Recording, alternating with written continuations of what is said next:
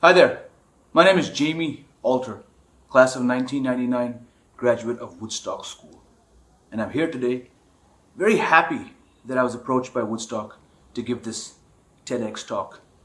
Well, a little bit about my career. I'm a journalist, a writer, an actor, and over the last, let's say, year and a half, also a YouTuber. It's really funny how life sends you down a direction which you perhaps had never envisioned you'd be going down. So yeah, after graduating in 1999 from Woodstock, where I was there for about eight and a half years, I set off to the U.S. as you often do when you graduate from Woodstock, to a scenic little town in Ohio called Worcester, where I studied at the College of Worcester. And it was in the year and a half or so after graduating from Worcester that I spent largely in the Boston area that I realized that I did not fit in to the States, having been born and raised in India. Despite being a fourth generation American in India, I was by all accounts Indian. So it was a mixture of being a little homesick and not sure what I wanted to do with my life, and also being in a job just outside Boston where I was not really happy. And a day came when I remember I shoveled ice and snow off my car and I drove down Route 9, the 45 to 50-minute drive, and I got to office and I sat down and I asked myself, where do you see yourself in 5 years? And the answer came back to me, definitely not behind this desk of this insurance firm outside of Boston. So as things happened, that mixture of being homesick and really wanting to do something where I incorporated my love, which was cricket and writing. I said, I want to become a cricket writer, a sports writer. The topic of today's TEDx talk is maintaining your identity in times of trolls and hatred. It's a topic which I know a lot about, and I've chosen because I think in this increasingly shrinking world of ours, when you put yourself out there, in the visual medium or the print medium, be it as a writer, a blogger, a content creator, I think in many ways what we've seen now, especially due to the pandemic and the subsequent lockdown, everyone is now able to become a content creator just by flipping their camera or just the camera screen, or putting on pressing record on their phones or whatever device you have to capture images and video, because you can now go onto YouTube, Instagram, Twitter, so many different social media and visual medium avenues for you to become a digital content creator. And this is the space that I found myself in when I took the call to leave mainstream media and see what I could do on my own. Could I successfully run a business like a website? Could I try the acting? So I've been part of a few web series and a few movies. A lot more of this kind of work is coming out, hopefully by the end of 2021 or early 2022. So like I was saying, when you put yourself out there, be it your thoughts, or you open up your house to show where you live, or you're recording videos, as many of us did during the lockdown, you have to then accept that not everyone's going to like what you do. Not everyone is going to agree with your views. And in these increasingly shrinking times, polarizing times, when people can hide behind an anonymous name or a display picture on social media and abuse you or call you out or just say anything they want to say. I'm not saying it's all negative. There's a lot of positive comments and feedback, and really a validation of good things which you do. I can say personally, the work, the kind of things that I did during the lockdown, both on my personal channel as well as on my cricket channel, and as well as on my wife Meha's channel. She's a sports anchor. So things like this have really taught us that people will appreciate and value what you do, especially if you can put a smile on their face and make them feel happy during unprecedented times like the COVID-19 pandemic. But you also have to deal with the negative that comes. And I'll be very honest with you. There are times when you put out a video where you thought it was enlightening or entertaining, and people would bring in a whole different strand and say various things. I'm not going to get into the nitty-gritty here, because a lot of it is not even worth replicating here. But it's very, very important to maintain your identity, and it's been a challenge. There are times when it hits your ego, it hits your morale. You wonder, really, can one comment put you down? Can one comment put you in a funk? Can one comment make you feel like it wasn't worth it?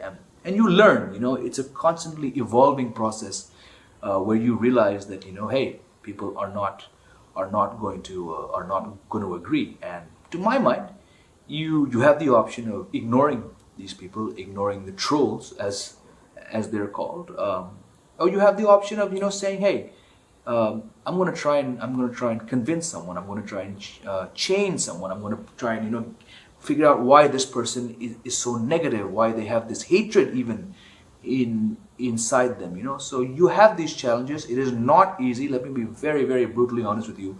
There have been times when I spent hours engaging with, at times, an anonymous person, because I wanted to clear, first of all, their misconceptions, and I wanted to clear the doubts, because when you put a comment on someone's social media platform, on their YouTube page, anywhere where that person's views and identity and even their persona, their character is out there, unless you go and delete that person's comment or their criticism, which you have the option of doing, but then that can also cannonball and spiral into a whole different can of worms, which I would suggest not going down that road. So I said, I'm going to try and clear these misconceptions, because their comment, if you choose to not delete it, remains there, and others can be influenced, and others can also buy into the lies, the hate. So there were times when I really engaged with people, late at night, 11:30, 12 at night, hours after I put out a video during the lockdown, and I'd be saying, where does this anger come from? Where does this frustration, where do you get these misconceptions from? And a lot of them would keep going on about different things, and these were totally baseless. They had not done their research about who I was, my background, my authenticity as a journalist, as a YouTube content creator, all sorts of things. And there are times when you're halfway through these arguments and you wonder, is it really worth doing? What am I going to get out of this? But I stuck by my conviction that I wanted to spread positive content, nothing negative, nothing vile, nothing which brings another person down. And part of the whole process of putting out something which you believe people should know about, or people want to know about based on their feedbacks and suggestions, part of that is correcting the doubts, dispelling the skepticism, the misconceptions, and as someone born and raised in India but who does not look Indian, you can imagine how many misconceptions and misgivings and just different thoughts people have about you. So part of my whole process to sort of veer into YouTube and see where it goes is because I got a lot of questions about, who are you? Can you please tell us more about yourself, how you landed up in India, how you speak Hindi, what you do, and of course being the son of an actor like Tom Alter, can you please tell us more about him, what it was like growing up in the household, same as your father, did you go on movie sets, all sorts of these kind of questions, which are frankly very, very personal, but I think very, very relevant questions. It was a way to answer these questions, and like I said, to clear misconceptions about myself, my family, my father, through a wide medium like YouTube. The process has been fantastic. I've learned a lot. But when these negative comments come back, how do you choose to reply? Do you ignore them? And like I said, I made a conscious effort to try and address most of them. And just going back to the whole theme of this talk, it's very, very important to keep your identity in these increasingly polarizing and shrinking times when someone like me, who's a journalist, who's in the media, and who over the last year and a half has also taken to acting, theater, web series, movies. The more you do this, you do put yourself out there, and while being on social media is a choice you have. You can either be there, you cannot be there. It is a very good way to network, to become popular. So that's a choice which I made years ago as a journalist, specifically a journalist in the digital field. I made that choice to go out there and be on most of the popular social media platforms, fully aware that there would be times when I would be frustrated and angered by what people say. And 10, 11 years later, here I am, still getting frustrated and angry by what people said. But I firmly believe, it is my conviction, that you need to not bow down, you need to not be affected by these people. And it's easier said than done. Because like I said earlier in this talk, there have been times when even one comment can make you sort of sit back and look at your phone or your laptop or your iPad or whatever device you use and be like, really, is that all that this person who might have been it's not even his real name, they're hiding behind a fake name or a fake display picture, is what they're saying, is that gonna affect you? But I sort of take it on the chin and I said, I'm going to do this because it's very, very important to maintain your identity. Don't let a troll or a coward or someone you don't know, don't let what they say get you down. And I have many, many friends and colleagues who do in fact get deeply affected by what happens. And and we talk about, do you reply, do you block? Many people just block them, but trolls can come back from a different account because it literally takes a few minutes to make an account and slap up a fake picture or a fake name or whatever. You don't need to get into IP addresses and all that stuff to really, it's not worth it. But so many people are out there just with their own views, and especially here in India, we've seen over the last 7-8 years how things have changed. How having a voice which does not agree with the establishment is frowned on, and if it can even get you in a lot of trouble. Again, I don't want to veer down that very negative avenue right now, but I just want to stress on how I've taken this route, and I can give you some examples without getting into the nitty gritty. But one of the common misconceptions I have is that I'm an Anglo-Indian, and I've tried to clear these doubts, saying no, not what I am does not fit into the term Anglo-Indian, because I am entirely, our lineage is entirely American. There is no mixed race element to who the Alter family is. But yes, that said, my grandfather was born in India, my father was born in India, I am born in India, my son Caden is born in India. So yes, we are Indian by all aspects, just not in ethnicity. So in answering many comments, because people will comment saying, "Sir, can you please stand up for our Anglo-Indian community? Your father did not do anything for the Anglo-Indian community by getting into politics. We've lost rights, we've lost certain seats in the House of in the MP legislator." And I replied being like, look, I understand where you're coming from, but look, I am not Anglo-Indian. And this has then led to various, there have been some high-profile politicians who then tagged me on Twitter saying, please do something for the community. So in trying to dispel such doubts, you do get comments about, well, why are you here? Your family was, we're guessing they were missionary families who came to convert, and all these sorts of things. So you try not to even get down that line. You stick to a point where you try to clear the doubts and try to clear the misconceptions, but you don't want to take on something which then can spiral into something else. But it's in dealing, my point being, it's in dealing with questions and criticism and even negativity of these sorts, where people have chosen to paint you with a brush, by just typing out a few words. You can either get stuck in a hole, or you can try and say, no, I'm not going to take this. And there have been times when I've been told, why don't you just get off social media? Why do you put yourself out there on YouTube? But I stand by my beliefs that that mine is a very interesting story, and the majority of the videos that I put out on YouTube have been based on questions about genuine interest in what I do, in what my family's where my family's from, what my father did.